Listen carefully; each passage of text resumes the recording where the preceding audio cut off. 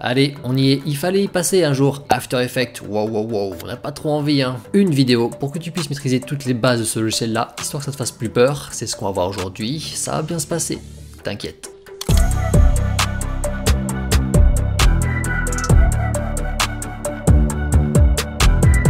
Allez, on y va ensemble, tranquille, t'inquiète, tu vas voir, ça va bien se passer.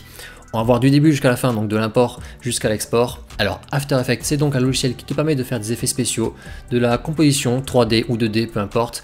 Vraiment des effets beaucoup plus poussés que sur le logiciel de montage, tu vas voir, c'est assez cool. After Effects, ça fait peur, mais en réalité, il faut vraiment se dire que de base, c'est un logiciel de montage. Tu vas voir, l'interface, c'est comme un logiciel de montage. Tu as beaucoup d'options, beaucoup en fait de petits outils, comme sur Photoshop par exemple, mais en réalité, la disposition, ça ressemble beaucoup à Premiere Pro. Là-dessus, pas trop t'inquiéter. Là, on est sur la page d'accueil d'After Effects. Comme sur Premiere Pro, en fait, c'est une page d'accueil où tu peux retrouver tes derniers projets. Si jamais tu veux créer un nouveau projet, tu fais nouveau projet ici, ou alors tu peux ouvrir un projet précédent. Alors, contrairement à Premiere Pro, ce qui est cool, c'est que tu n'as pas besoin de créer tous les réglages au tout début. Tu peux par exemple tout simplement faire la petite croix ici, et là, tu te retrouves avec l'interface de base de After Effects. Alors, comment ça se passe After Effects? C'est là où il ne faut pas paniquer. Et bien, en fait, c'est exactement la même disposition qu'un logiciel de montage. Ici, en haut à gauche, tu as en fait ta fenêtre de projet. C'est là où tu vas retrouver tous tes médias et toutes tes séquences. Au milieu, tu vas avoir ton retour image, tout simplement. En bas, la timeline. Et ici à droite, c'est là où tu vas retrouver en fait toute ta bibliothèque avec tous les effets, par exemple, qui sont ici. Bon, en réalité, rien de très spécial par rapport à Premiere Pro. Maintenant, on peut du coup commencer l'import. Alors l'import sur After Effects, c'est exactement pareil que sur Premiere Pro. Tu as dans ta fenêtre projet ici, une case ici où tu peux importer. Donc soit de manière générale, tu fais un clic droit, tu fais import, fichier, et là tu vas aller chercher directement tes fichiers. Soit comme pour n'importe quel logiciel, tu peux faire tout simplement un drag and drop. Donc tu prends ta vidéo, hop, tu la glisses ici, et elle s'importe directement dans After Effects. Alors ensuite, pour After Effects, il faut que tu crées une séquence. Sur After Effects, on appelle ça une composition. Alors After est un logiciel totalement libre, tu peux créer n'importe quel style de composition, n'importe quel style de format en fait, peu importe la définition. Donc tu as deux façons de faire, soit tu vas en faire une avec des paramètres très précis, dans ces cas-là soit tu vas ici dans composition, nouvelle composition, ou alors tu peux aussi le retrouver en faisant un clic droit, comme tous les logiciels en fait, ici, nouvelle composition. Là tu te retrouves sur une fenêtre, c'est un petit peu proche de Premiere Pro par exemple. Tu peux ici choisir un pré-réglage, si tu t'embêtes pas tu peux prendre personnaliser. Et là tu définis tout simplement la largeur et la hauteur de ta définition, si les pixels sont carrés, la fréquence d'image, et c'est tout. C'est en fait pareil que sur Premiere Pro. Ensuite tu fais OK ici, et ça te crée une nouvelle composition. La deuxième façon de faire, comme un logiciel de montage, c'est de créer une composition directement en fonction de ton clip. Dans ces cas, tu sélectionnes ton clip ici et tu vas l'amener en fait sur ce petit outil ici qui va te créer une composition automatiquement par rapport au réglage de ton clip. Donc tu fais ça et hop, automatiquement, After Effects a créé une composition qui a le même nom que ton clip et du coup, il te l'a importé directement dedans. Donc là, tu as créé une composition qui est au même réglage que tes clips. Alors dans un premier temps, avant de parler un petit peu des effets possibles dans After Effects, on va chercher toujours à se rassurer, à comparer tout ça à un logiciel de montage pour te montrer vraiment que c'est pas très différent. En fait, sur After, il n'y a qu'une seule grosse différence qui va concerner la timeline ici. On va en parler tout de suite. Donc en bas, tu as la timeline. Donc tu vois ici ma timeline vraiment comme on connaît bien, à droite. Et à gauche, tu as en fait le nom du clip en question, également des petits paramètres, des petites fonctionnalités qui sont possibles pour chaque clip. Ces paramètres-là, si ça te gêne, tu peux ici un petit peu réduire tout ça, histoire que la timeline prenne plus de place. La particularité d'After Effects par rapport à n'importe quel logiciel de montage, c'est que tu peux avoir qu'un seul clip par piste. Là où sur un logiciel de montage, tout simplement sur ta piste V1, tu mets tous tes clips vidéo par exemple, là sur After Effects, je vais pouvoir avoir qu'un seul bloc pour chaque piste. Dès que je vais couper une vidéo ou en rajouter une seconde, il va me la mettre en piste 2 en dessous. Par exemple, je te montre ici, j'ai importé un second plan, je le prends, je veux le mettre dans la timeline, soit je peux le mettre au-dessus, soit je peux le mettre en dessous. Je ne peux pas le mettre en fait à la même ligne. Donc par exemple, je le mets au-dessus, et tu vois que comme il est au-dessus, il a pris la priorité, et c'est du coup une deuxième ligne différente pour un second plan. Je peux bien entendu le faire passer en dessous si je veux, et là dans ces cas-là, je récupère le plan qui est en piste 1. Donc en fait, c'est ça la grosse différence de After Effects par rapport au logiciel de montage. Tu as un plan, un bloc par piste. Ça veut dire également que quand je vais couper un plan en deux, et bien du coup, After Effects va me créer deux lignes différentes. Je ne peux pas avoir deux blocs vraiment sur la même ligne. Par exemple, je prends ce plan ici et je veux le couper en deux. Pour couper un plan en deux sur After Effects, c'est la combinaison des touches majuscule pomme D ou majuscule CTRL D si vous êtes sur Windows. Donc je fais ça.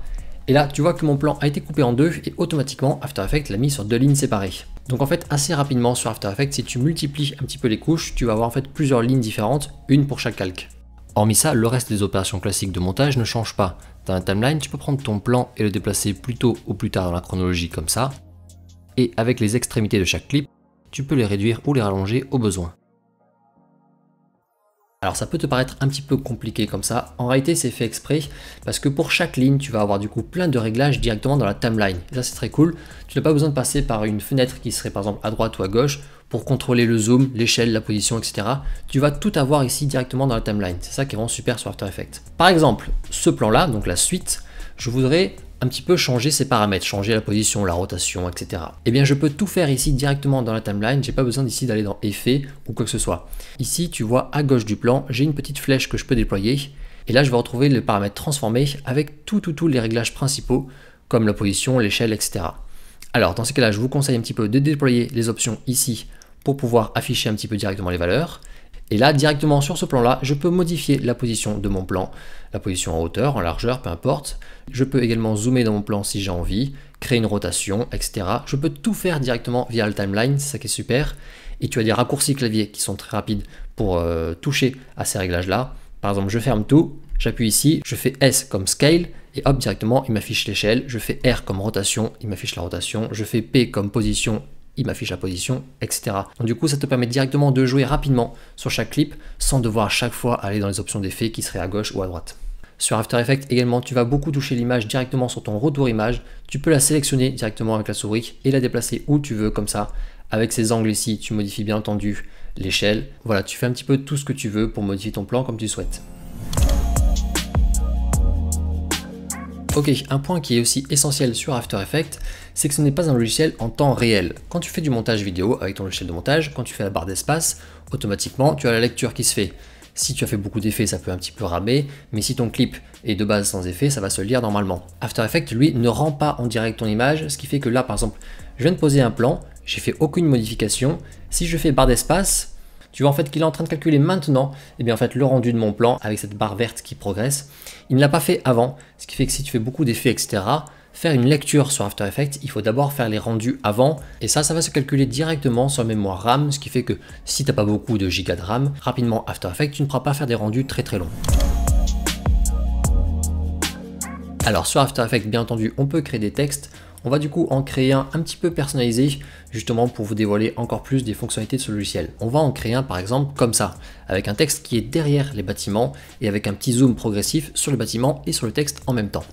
Ça va te permettre d'apprendre sur un seul exemple 3 ou 4 fonctions clés d'After Effects. Alors sur After Effects, pour créer un texte, tu as ici l'outil texte en haut. Tu cliques dessus et comme pour n'importe quel logiciel, derrière tu peux taper ton texte normalement. Ton texte pareil, il se met au-dessus directement dans la timeline et tu as les mêmes réglages que pour ta vidéo, tu as les réglages de position, d'échelle, de rotation, etc. ici. Alors bien sûr, ton texte, tu veux le personnaliser, donc la typo, la couleur, etc. Ça, tu vas retrouver directement tout ça ici, à droite, avec la partie caractère. Et là, tu as en fait tous les réglages pour ton texte. Donc la couleur, la typo, la taille, est-ce que tu veux qu'il soit en italique ou pas en italique. Tu peux même créer du faux gras, si tu veux, sur ton texte. Donc par exemple, on va remettre tout ça en blanc. On va se choper un petit Metropolis tranquillement. Avec After Effects, tu peux facilement centrer ton texte également. Ici, dans Aligner, tu peux faire centrer sur les côtés et centrer en hauteur également. Et là, ton texte est bien centré. Alors, ce que je veux ici, c'est un texte assez gros. Du coup, dans Caractère, je vais également augmenter un petit peu sa taille comme ça. Et comme on a envie qu'il dépasse bien dans le ciel, eh bien, je vais le remonter. Directement avec les flèches, tu peux monter ton calque. Et si tu fais les flèches plus majuscules, tu vas voir que ça monte un peu plus vite. Ça te permet toujours d'être bien centré en largeur. Voilà, comme ça, c'est très bien. Ok, et bien là maintenant, on va voir comment détourer les bâtiments pour qu'ils soient un petit peu au-dessus du texte. Pour ça, je vais dupliquer ma vidéo en faisant un CTRL-D ou un POM-D, hop, et sa copie, je la place directement au-dessus de mon texte. Là, automatiquement, du coup, le texte est passé en dessous, on ne le voit plus. Donc sur After Effects, on va voir maintenant comment créer un masque pour ne conserver en fait que certains bâtiments, histoire de récupérer le texte qui est derrière. Alors, tu sélectionnes ta vidéo dans la timeline, et ici, tu as l'outil plume, tu cliques dessus, et là, un peu comme beaucoup de logiciels aujourd'hui, tu vas pouvoir tout simplement détourer ta vidéo. Avec la molette, tu peux zoomer facilement. Ok, donc là, je peux commencer à détourer. Comme pour n'importe quel logiciel, je place un point clé à chaque fois là où je veux, histoire de ne conserver que certains bâtiments à l'image. Bon, on va faire ça grossièrement, hein. C'est juste un exemple ici. Je te fais ça vraiment à l'arrache, on va pas perdre beaucoup de temps. Hop, on passe ici, hop, hop, hop, hop. Voilà, c'est fait vraiment à l'arrache. Hop, je ferme le calque ici. Et voilà, là on a récupéré notre texte derrière les bâtiments, ça c'est plutôt cool. Dans After Effects, comme pour n'importe quel logiciel de montage, ici en dessous de ton retour image, tu peux choisir de zoomer ou de dézoomer dans le retour image. Et si tu cliques sur ajuster, ça te remet tout bien par défaut. Ok, maintenant on va créer un faux mouvement de caméra avec un petit zoom en fait sur le plan, mais du coup un petit zoom qui va également marcher pour le texte. Et ça c'est l'un des trucs très cool sur After Effects. Je vais pouvoir créer facilement le même zoom entre le texte et ma vidéo grâce à un lien que je vais créer entre les deux. Dans ma timeline, par exemple sur mon texte, tu vois ici ce petit logo. C'est le lien de parenté que tu peux créer avec un autre calque. Tu cliques sur ce logo, tu maintiens, et tout simplement en le faisant glisser sur ma vidéo qui est au-dessus, je vais créer un lien. Maintenant, dès que je vais modifier ma vidéo au-dessus, ça va modifier automatiquement mon texte en dessous. Je fais pareil pour la vidéo qui est en fond, je prends le lien de parenté et hop, je le mets au-dessus. Et maintenant, dès que je modifie ce calque-là, tout le reste va suivre parfaitement. Ce qui fait que là, très facilement, avec la scale, donc j'appuie sur S, je peux du coup créer un zoom progressif. Donc là, pour finir, on va voir comment créer une petite animation. C'est le même principe que sur Premiere Pro par exemple. Tu places simplement des images clés pour chaque paramètre, échelle, position, rotation, etc. Alors ici, comme sur Premiere Pro par exemple, tu as un petit chronomètre pour afficher les images clés. Donc hop, j'active ici et je laisse à 100%. Et par exemple, au bout de 5 secondes, je veux qu'il est zoomé à 115%. Donc je me mets à 115 et tu vois que mon texte a parfaitement suivi. Ce qui fait que facilement, tu crées une animation en fait où le texte suit parfaitement ta vidéo. Alors ce qui est cool avec After Effects, c'est qu'on peut créer la 3 dimensions, que ce soit pour nos vidéos, que ce soit même pour des textes. Par exemple ici, je crée un nouveau texte sur cette image-là, je tape simplement texte, et lui, je vais pouvoir un petit peu le modifier en 3 dimensions si je souhaite. Dans la timeline ici, tu vois qu'on a un petit logo qui s'appelle Calque 3D. Et en dessous, tu vois des petites cases que je peux cocher pour chaque ligne, en fait, pour chaque calque. Donc ici, je le coche pour mon texte. Et maintenant, mon texte, je vais pouvoir le modifier en 3 dimensions. Ça veut dire que pour la position, je vais avoir l'axe X, l'axe Y, mais également l'axe Z ici, que je peux complètement modifier si je souhaite. La 3D, tu vas également la retrouver pour la rotation par exemple. Tu fais R sur ton clavier, et là maintenant, tu vois que tu as la rotation X, Y et Z. Ça veut dire que regarde sur mon retour image, je peux complètement modifier peu importe l'axe de rotation. Et ça, c'est très cool pour créer des textes très immersifs. Si je décoche le calque 3D pour mon texte, automatiquement le texte repasse en 2D. Je n'ai plus que la rotation lambda en 2D qui est appliquée. Alors l'une des forces de After Effects, c'est de pouvoir créer des suivis de mouvement ou des stabilisations qui sont très poussées, qui sont bien meilleures que les autres logiciels souvent. Ici par exemple, tu vois, j'ai un plan de moto avec un texte que je me suis créé. La moto, comme tu peux voir, elle bouge à l'image. Je voudrais que le texte la suive. Alors on va créer ici un suivi très simple en 2D, je vais te montrer rapidement. Ici à droite, parmi toutes les fonctionnalités, tu as suivi. Tu cliques dessus et là, en sélectionnant ta vidéo derrière, tu vois que tu as des options qui s'activent. Tu as les options de stabilisation, mais tu as aussi l'option suivi mouvement. Tu cliques dessus. Et là directement, After Effects t'affiche la vidéo avec un point de tracking qui est apparu. Pour que ça marche bien ce point de tracking, il faut l'amener à un endroit qui est très contrasté sur la moto et qui du coup varie très peu en fait. Donc par exemple, je prends mon point de tracking et je vais l'amener ici sur le cadran de la moto en haut. Tu vois que tu as un petit bord argenté entouré de noir. Du coup pour After, ça va être un bon petit repère à suivre. Étant donné que c'est sur la moto, ça ne bouge pas, le tracking sera toujours bon. Donc là, j'ai mon point de track qui est bien placé, je vais pouvoir lancer le tracking. Alors je retourne ici dans la petite fenêtre, et là déjà vers le milieu, je vois cible du mouvement. Je vois qu'il y a marqué moto, c'est en fait mon texte qui s'appelle moto. Étant donné que je n'ai qu'un seul calque au-dessus de ma vidéo, il m'a sélectionné automatiquement mon texte. Si je veux changer, je peux faire définir la cible ici. Maintenant, pour lancer le tracking, ici dans analyser, je fais lecture ici, et là automatiquement le tracking est en train d'être créé par After Effects. Voilà, on voit qu'il a parfaitement suivi la moto. Je peux faire appliquer maintenant ici et décider qu'on l'applique sur X et Y, donc en fait les deux valeurs pour la position. Je fais OK et maintenant tu vois que mon texte il est collé à la moto en fait, collé en fait au point de tracking et que là il reste vraiment plaqué en fait sur la moto. Alors là le texte il est collé à ma moto. Si je veux le déplacer, malheureusement je peux plus toucher à la position parce que la position de mon texte, comme tu peux voir en fait, elle est liée maintenant au tracking que j'ai créé. Tu vois qu'il y a plein d'images clés sur le réglage position, c'est lié au tracking. En revanche, je peux toucher à la ligne qui est au-dessus, le point d'ancrage. Le point d'ancrage c'est le centre de mon texte qui est vraiment en fait ici de base en bas au milieu de mon texte. Ça, si je le modifie et que par exemple je le mets ici, et bien du coup mon texte il sera maintenant toujours en haut à gauche de la moto. Donc je change tout simplement mon point d'ancrage pour l'amener, hop, en haut à gauche, comme ça, nickel. Et là maintenant, si je fais lecture, tu peux voir que mon texte reste bien centré en haut à gauche. Allez, bravo, on s'en est sorti sur cette première vidéo. On va maintenant voir un petit peu rapidement pour l'export final pour que tu puisses sortir ta vidéo une fois que les effets sont finis. Alors sur After, pour l'export, ça redevient pareil en fait que pour un logiciel de montage. Tu as ici en fait une petite barre avec des petits côtés bleus qui définissent le point d'entrée et le point de sortie pour ton export. Donc tu peux par exemple ramener la barre bleue pile sur la fin de ta vidéo pour vraiment exporter que cette partie-là. Si jamais tu veux que cette partie-là devienne ta séquence entière, tu fais un clic droit et tu fais réduire la composition à la zone de travail. Hop, ça te réduit en fait la durée de ta composition pour ne garder que ça. Et derrière, on peut exporter. Pour exporter, tu sélectionnes bien ta composition ici. Tu vas dans composition ici. Et là, tu as ajouté à la file de rendu. Automatiquement, dans la partie timeline, tu as un autre onglet qui s'affiche qui s'appelle file d'attente du rendu. Et c'est là où tu vas retrouver en fait tes petits réglages pour ton export. Alors sur After Effects, on n'exporte pas en H264, on exporte dans des formats un peu plus pro. Si jamais tu veux modifier tout ça, tu vas dans module de sortie ici. Tu cliques sur personnaliser.